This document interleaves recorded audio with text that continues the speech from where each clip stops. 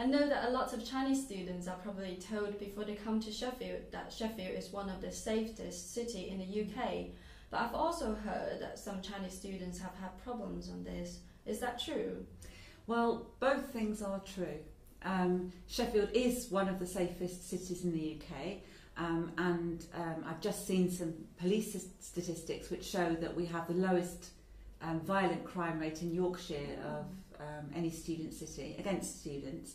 But unfortunately, like any big city, there are some bad people here, and those bad people sometimes find our students. So yes, it is true that some Chinese students and some other students, British, any nationality, can be victims of crime. And you know, I'm sorry to say that it is one of the safest cities, but it's not crime-free. It's lower crime than many places, but not crime-free. So what can Chinese students do to avoid being victims of crime? I think the same as any other students, which is, first of all, you should be able to do anything anywhere. It's your right. But unfortunately, sometimes we do have to think about minimising the likelihood of being victims. One thing is Chinese students often have lovely things, very nice things, lovely handbags, expensive phones, you know, and if these things are on display, sometimes thieves will try to get the nicest things they can, obviously. So with my old cheap handbag, probably I'm less likely to be a victim than somebody who's got a beautiful designer handbag. So maybe not carrying expensive things in the street, especially on your own. Things like a lovely smartphone, all the newest technology. Maybe not walk along using that, because then, first of all, it's in your hand, it's easy to take, but also your attention is not on what's happening around you.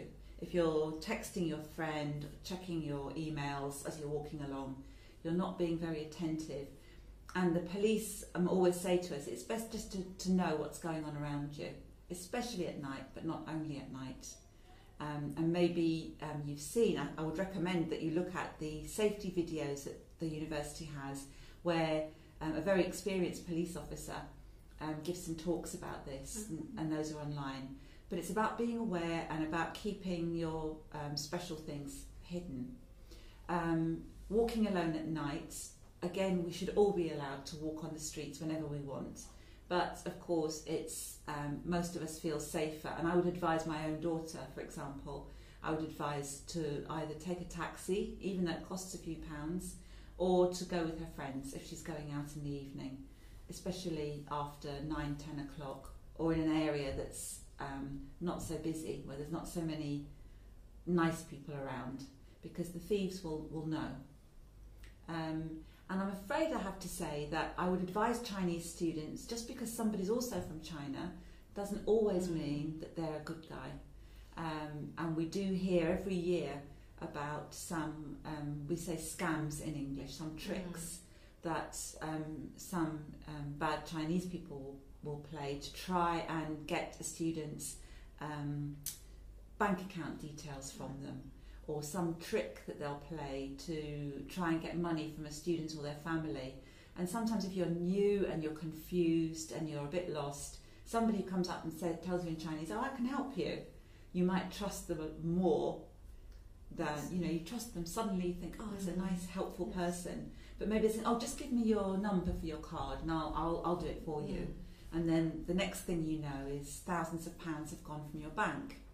So I think just to always be a little bit careful. That's not our students who are doing that, I should say. But unfortunately, like in UK, there are some bad people in China as well who will target our students. So be very vigilant and be very careful. So what should Chinese students do when they do find themselves victims of crime? Well, of course, we hope it won't happen. But if they do, then I think it's really important that they tell someone. Not just their friends, but that they report it to the police. If they don't feel comfortable reporting to the police, or if the police officer they speak to doesn't seem very helpful, then they can talk to the university. They can talk to somebody in student support and guidance. They can go into SID, SSID, to talk about it, Student Advice Centre. Or they can talk to the university's security people. These people are always all wear uniform, and in their case, security means not only locking doors and stopping crime, but it also means making students feel secure. They want students to feel safe, and they really want to support students. So I think it's tell somebody, and I would always encourage a student to talk to the police. If a student doesn't feel comfortable talking to the police, we will help them. We might invite the police officer to come and meet them in our office. We do have one policeman who's got a special role with the university. He's called PC Bob Kenny, and you can find his picture on our webpage. And Bob Kenny really wanted the job working with students. He really likes working with students, and I trust him very much.